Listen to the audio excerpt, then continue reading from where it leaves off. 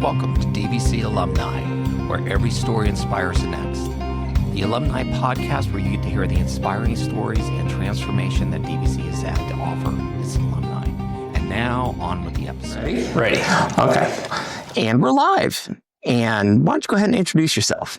Thank you for having me. My name is Gio D'Onofrio. I'm a student here at DVC. It's been about 3 years since I've been over here studying chemical engineering, looking to transfer. I tagged into UC Davis, waiting to get my acceptance right now for Berkeley. Always an option, and it'd be an exciting option as well. Sorry to laugh, but it's like, oh yeah, I'll take UC Berkeley. That's a good option. There's a lot of things to weigh out between when you're choosing a school. There's pros and cons on both sides for me. But worked really hard for it and tagged into Davis, so I'm really grateful for it and the opportunities that are coming. Yeah, so that's cool, and we're gonna get to that part of it because I'm sorry to laugh and interrupt, but it's just like I'm thinking, yeah, my fallback school is UC Berkeley. It's just like, yeah, okay, but I mean, I get it, especially if you're doing chemical engineering. It's like why UC Davis would be a good option, or a good first pick, depending. So talk a little bit about, because I know when we spoke before, you talked about kind of your journey that you've been through because you were like playing soccer a lot and stuff like that. So where did you grow up? That's right. I grew up in the area over here in Orinda. So I went to all of the elementary and middle school and high school, went to Miramonte High School. And, I graduated high school with like a 2.8 GPA. My whole life was for soccer, really. I mean, it was driving out to San Jose or to San Francisco for travel teams from Orinda. Yeah. My dad spending a lot of time driving me, taking me to games and tournaments, travel teams. So my whole life and a lot of my time was dedicated to soccer. Come out of high school, I get an offer to go out to Buffalo, New York, and I play over there for a year. I was drawn out to the location because the conference in New York was like this public conference that was really good and competitive. So I knew that if I went out to Buffalo and got good film and good experience over there, that I'd be pretty credible to transfer to a better school. So athletics was really my stepping stone to get to where I wanted to be. And come around, I played my semester over in Buffalo. It was great, got good play time as a freshman, scored a goal, got some assists, and entered the transfer portal for the NCAA, reached out to a handful of coaches, lots of schools, got a couple offers, but it ended up, when it broke down into the finances of it all, that if it wasn't a public and in-state school, I wouldn't be able to afford it. And that's where I was looking at, the CSUs and the UCs, I didn't have the prereqs to do it. And so at that time, my whole narrative and focus shifted away from sports for that past 16, 17, 18 years of dedicating myself to sports. Now it all turned into dedicating it to career and to education. And that's where I was particularly drawn into engineering because soccer for me was such a hard and competitive environment, and that I wanted to challenge myself further in the academic environment into a hard major and to have something where I could work day after day at it and become good and, really kind of get a feeling of what it's like to be in that world. And so that's where I was really drawn into engineering, was kind of because of the background I had in athletics and pushing myself and always trying to improve. So yeah, expand on that a little bit, because I think a lot of people, they look at, I know for me being 3 times your age, but, the stereotypical jock is, they're dumb as a post and they're just all about the sports. Now, my daughters played a lot of sports and I know that they're all ripping smart. Yes. So it's but anyways, talk through how you went from soccer. I mean, I get the transition, but how you went from soccer to engineering, because that's quite a shift. Yeah, it was, and it's funny because when I was younger and going through high school, it was always kind of this idea of, okay, I'm playing sports, school isn't really my thing. But in the back of my head, I always had this feeling of whatever I apply myself to, I know that I can do it well. And it was just that during high school, I wasn't getting the good grades because I wasn't applying myself to it. What were you, because we talked about this before, yes. but that film didn't survive, but that was, I think, one of the things, because that is one of the things that I think athletics can bring to an academic career and later a regular career. Yeah. So let's talk about that a little bit. Yeah. So with soccer, it was so much time was going into it beyond practicing with the team. I mean, that's one thing, working with the team, and I feel like I learned a lot from that, and that's a whole nother thing. But outside of the team environment, if you wanted to get a leg up on people and win games or to start in the position, you needed to practice outside of the sport. And so you really learned how to like really dedicate yourself into something and see like what it takes to become successful in a certain world. Now, the engineering world is much different from an athletic world, but you could take a lot of the same lessons away from athletics of working hard and being a team player and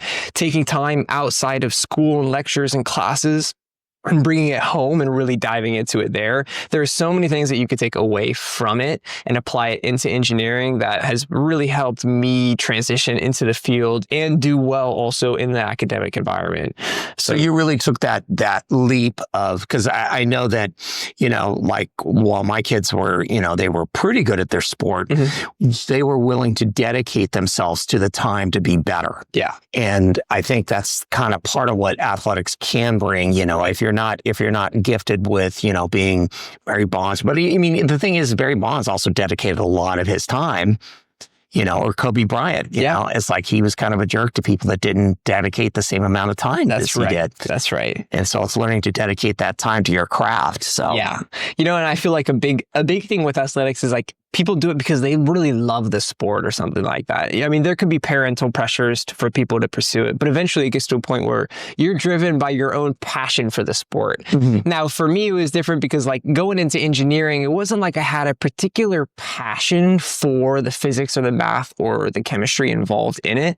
But the passion that I had was just around the difficulty and what it takes to do it. And so it's less that I'm driven by a passion for a particular subject or thing, but more towards like how it shapes you and demands from you a certain thought process and certain attitudes and habits to have to be successful in shaping my life in that really structured way and time management and, thinking about things really analytically. That, to me, this kind of broader scope of things really kind of fuels my passion into it. So you love solving the problem. Solving the problem. Yeah. Okay. So it's kind of like unlocking the puzzle, solving the problem, finding the hard problem as opposed to the easy one. That's right. Yeah. So what are some of the hard problems that you've tackled recently? And well, I'm sure this will go way over my head, but yes. Yeah. So the biggest problem right now for me, and I think a lot of students face, is defining internships. And ever since January, it has been taking up a majority of my time and mental space as well, because it can be a really kind of draining process. You apply to internships, you get your hopes up and you get denied. And it's kind of this whole up and down roller coaster. And that's been the biggest problem that I've been trying to solve recently is how do I break into an internship position without having a lot of background or support or help where I have people who I know in the companies who can reach out. And so there's been a lot of things that I've learned about getting internships where you not only apply to the position and send them in your resume, but also to reach out to the people at the company and to ask for, hey, can I connect with you and hear a little bit about your journey and advice you have for younger engineers and stuff like that. And so you really try to network with people at the company where you're looking to work at, hear about their projects. And that has taken me a really far way because a lot of people apply and you can apply to hundreds of internships, but if it's just your resume going out there, it could be getting dismissed by, an automated software that's looking for keywords, et cetera. So the internship and the networking and early career stuff has been, a huge problem for me. I think a lot of students face it as well. A lot of students really want it and could find a hard time connecting with people and finding the time of like, oh, this person will refer me or I'm getting this position. And the whole attitude of getting it is, a big thing for me right now for a lot of others. So have you found that internship or you're just still on that path? Oh, I have recently actually. Over spring break, I got a phone call and I got accepted into a company over in Ohio.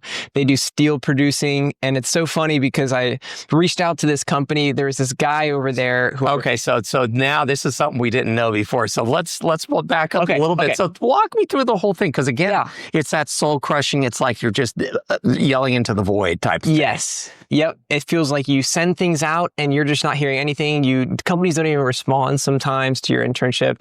And so what I did was I knew that I had some family in Ohio and that if something came up, I could stay with my family in Ohio. So I started to apply for some internships over there and reaching out to people at the companies who are engineers or in business where I could get some business side of the perspective. And I remember reaching out to this one gentleman, his name was Steven, and telling him that I was really interested in the company, that my grandfather had worked in steel producing because he did in the Lorraine area. And so I mentioned that, my family used to be in the industry and I'm really interested in hearing about how he got it and all of this stuff. And he didn't even actually respond to me, but he sent my email forward to a hiring manager. So I never even heard back from him, but he read my email, something must have clicked with him and thought that I should send this guy along to my hiring manager. The hiring manager reaches out to me. We set up an interview and then I get the interview. We talk. The interview, it was funny because we scheduled the interview and that I thought was on the Eastern time, but they ended up calling me on the Pacific time. So I was just totally not ready for it at all. It was early in the morning and I just almost had just woken up and took this interview call. And it was really whoa, I was expecting this to be in 3 hours, So I took the interview call and I thought things went pretty okay. I prepared a little bit the night before. I didn't hear back the next week. And then a couple of days afterward, I followed up. I wasn't too confident about it because I thought if they're interested in me, that they would have reached out to me before. But I sent them a follow-up email. I said that, I'm really interested. How are things going and all of that.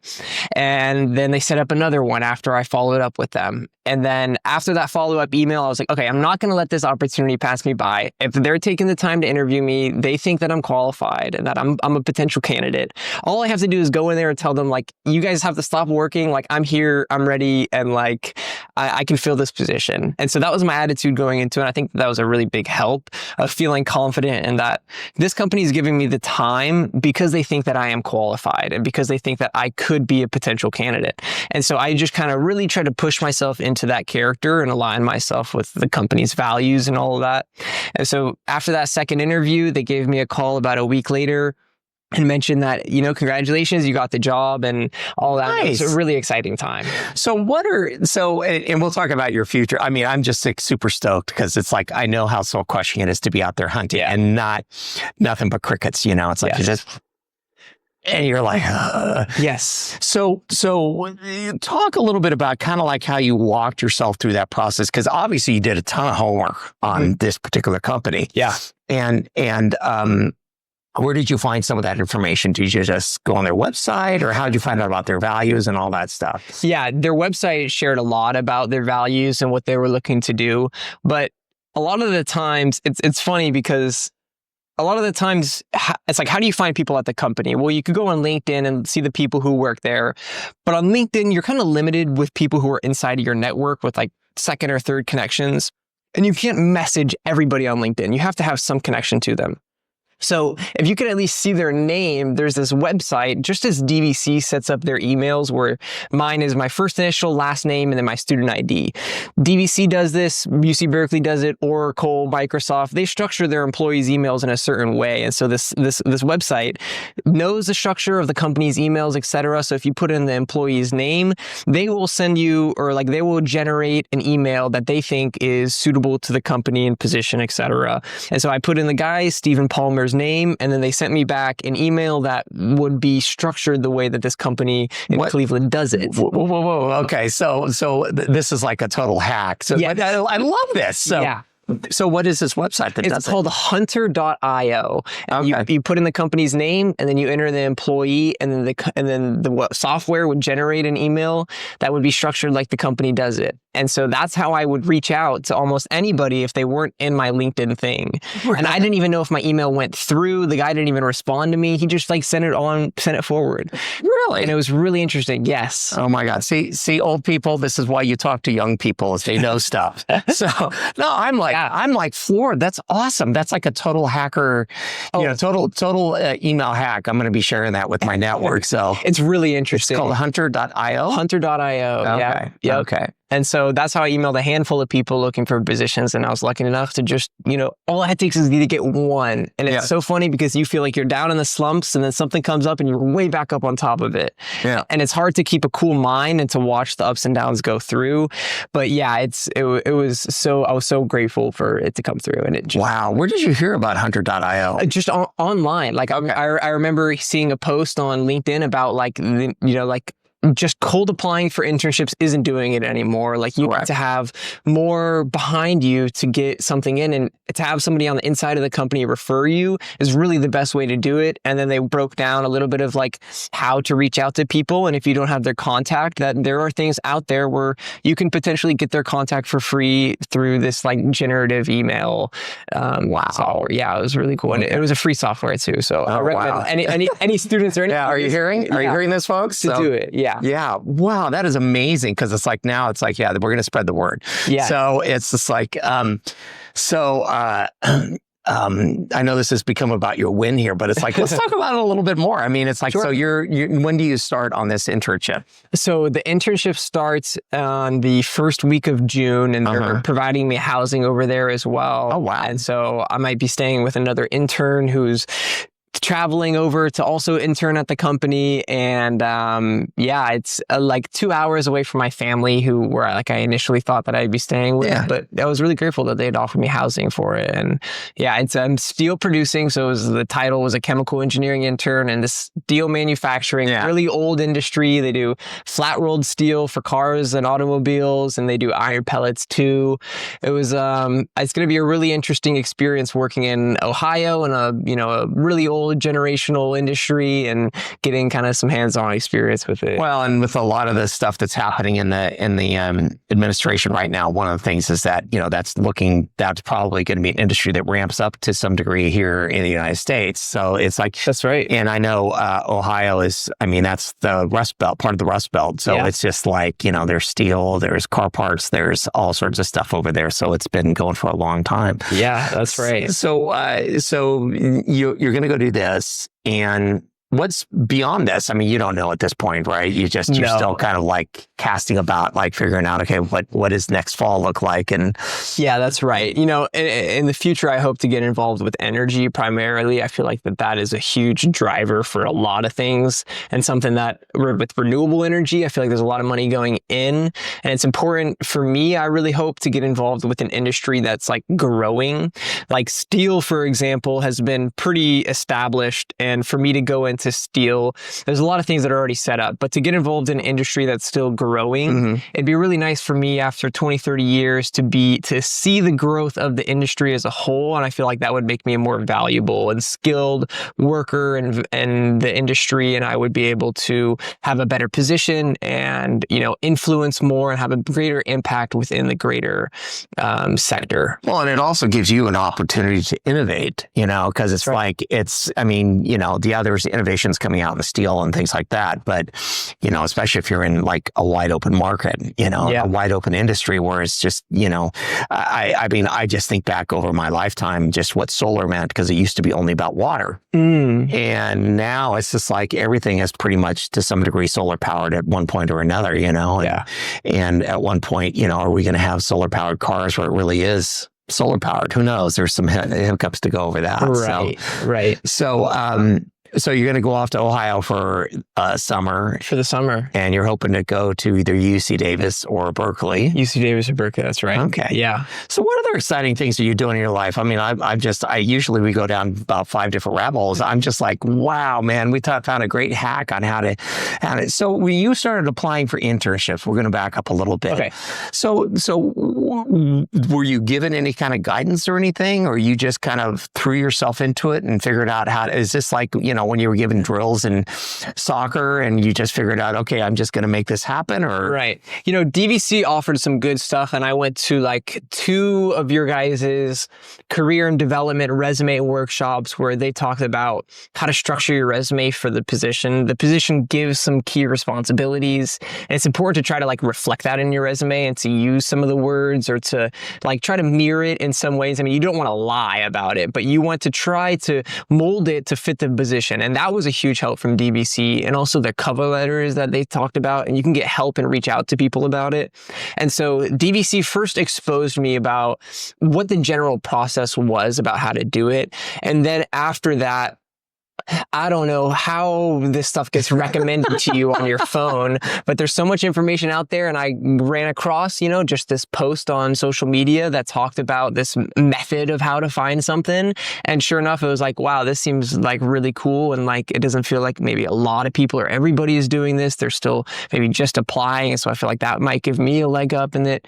And so it was first grown from DVC's kind of career and transfer, connecting with industry professionals, and how do you, start building your career early on. That was a really big help for me. And then after that, it took some like individual kind of thought and development of like, okay, what is my personal approach into this, and how can I make it unique to me, and how can I, stand out from other people? So, the reason social media said is because our phones are always listening. I know. It's just, which is kind of creepy, but it can be good. So obviously it worked out for you. Yeah, it did. So I'm just really blown away, because it's like, it sounds like almost like that athletic bent of like never giving up type thing. It's kind of like being down by one goal or a run. Yes. And if the clock's still ticking, and it's like, no, we got this. Right. Having that attitude, and it sounds almost like you applied that to this whole process. It was so funny. And I actually didn't really even think about it until now, but for athletics to go into a college, sometimes there's these tournaments where there's hundreds of teams and a bunch of colleges coming in, and like hundreds of teams have 20s of players, and they're all emailing the coaches to say, hey, come to my game, and I'm really interested in the school, and I have this GPA. And it can be really hard, again, at college conferences and showcases, to connect with a coach and to actually get them to come to your game and to watch your number play. And when I was going through the college thing, I actually founded this organization for players to print out this business card that has like a QR code that has their tournament schedule or video highlights and transcripts on it, so that instead of emailing coaches, if they saw one pass by, they could say, hi, I'm Gio, shake their hand, make a face-to-face connection, and pass along a business card that had all their information on it. And that I spent about like a year designing. I actually registered a business and like reached out to local clubs that I paid for to supply some players with the cards, so that when they go to tournaments, that they could get recruited easier. And it was this whole thing of like, how can I connect with who I want to in a better way than what is currently happening right now. And that was really awesome for me. I learned a little bit about business and marketing and how to connect with the local clubs. So when did you do this? Because this was my senior year of high school and first year of college. And so it was the senior year of high school. I was looking to play at colleges, and I was like, man, I'm going to these tournaments, but I'm not reaching out to, or I'm not connecting with the coaches. How can I do this? Well, the coaches are there and I can say hi to them, but what am I going to tell them my schedule and everything, and they're going to remember it? No, I need to like give them something. And so that's where this idea came from. And I wish I stuck with it more, because I feel like it's a really good idea, and maybe somebody out there will get it. And if you do, work with me, because I have some insight already. You have all the nuts and bolts already. Yeah. So, but I just don't have the time anymore to develop this like business idea. And it was a really nice time. And so you did this in high school? Yeah, my senior year. Okay. Yeah. So the next question is, and this is like so are you a member of any of the clubs here at DVC? Yeah, I am. Yeah, I'm actually the co-president of the math club over here. And so we do a bunch of math events around different subjects. Last semester, we had guest speakers come in, some industry professionals. We connected over Kareem Tuba, who was the LastPass CEO for a cybersecurity company. It was really nice having him come on and talk about his journey, because he started off at DVC and what DVC did for him and how he applied it on later on. And it gave a lot of hope to the many computer science majors who are out there who feel maybe a little bit discouraged, but that Kareem didn't come from a Stanford or, an Ivy League school, but is in this position now coming from DVC. And I think that it was a really good experience for a lot of DVC students to hear that this is totally possible in DVC. It's not something to like disclude from your resume or your LinkedIn after you move on, but that it's actually like a great thing for so many people to upskill and to change their direction. And that he was a wonderful speaker that we had on here, and hopefully he comes onto the podcast hopefully sometime soon. Yeah. Yeah, I got to reach out to him again. Yeah. I got to follow up with him. But I think you bring up a really good point in that I think some people do discount, DVC, it's only DVC. It's like, there's a lot of, like, our foundation chair, Peter Zabolis, he's, MIT grad, I think he went to Berkeley. I mean, he's got this laundry list of, and as all these companies that he's, founded and done, and he's got a scholarship here, the Diamante Scholarship that he founded, and it's like helped all the, and he only went to DVC. And, Daniel James Brown, who wrote the book Boys in the Boat, which, he's the only person I've ever met that has, he ended a conversation with Peter with, hey, I've got to go now. I'm going to go have breakfast with George Clooney. Cool. So he wrote that book that got turned into a movie. But again, he only went to DVC. Yes. And so I think you bring up a really good point in that DVC is part of a really great journey that can be a really great part of a legacy. And I mean, you got the innovative chops that, you started, you did this like, oh my gosh, I should solve this problem. Right. So yeah, you're a natural born engineer. So well, I appreciate it. I mean, to go back on the DVC stuff, I really, I was a part of, you had Daryl Foote on this podcast previously, and he introduced me to these community advisory panels that I'm a part of. And one of the really nice things about that is we got to hear some people from LMC and from DVC, like Beth Armand, come on and talk about their programs that they offer to high school students for them to get involved. And if you're in high school, you can take advantage of so many things from this local college that would set you up amazingly. I mean, we have 2 members in the math club. One of them is in high school and the other one is in 7th grade. Oh my gosh. It's ridiculous that this 7th grader, her name's Anya, is here studying and joining clubs and interested in physics. And I mean, you just get such a diverse background of people coming in and collaborating. It is really wonderful to see everything that is offered. And I wish that I knew about it sooner so I could, take advantage of it, right? I've got half of my life as I wished I'd known sooner. So is there anything else? I mean, I feel like we're at a good point. I'm still just amazed because it's just like, I mean, you were in high school and I was busy trying to date girls and you're like creating an app, and it's like, we didn't have apps back then, but but the thing is you obviously you'd love to solve that problem, right? Which is always a good bent to have, because then, even if you don't have that MIT background, it becomes that, hey, we'll go to Gio, man. He loves to solve problems. Right. So anything else you want to add?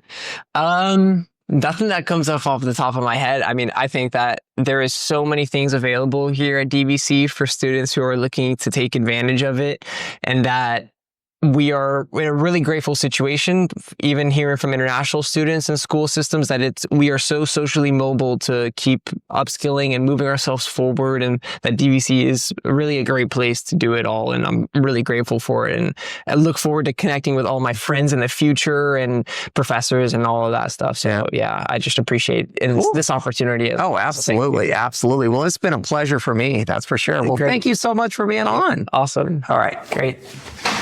Tuning in to DVC Alumni, where every story inspires the next, the podcast for the DVC Alumni Association. You can contact us at alumni@dvc.edu with any comments, and be sure to leave a like and subscribe to our podcast.